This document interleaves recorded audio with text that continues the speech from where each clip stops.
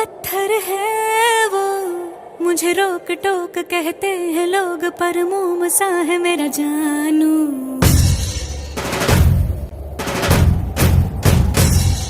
അടനാടെല്ലാം പിടിവാദക്കാര അനവന്ത് പാറയ വീട്ടിൽ കണ്ണുകുട്ടി പോലെ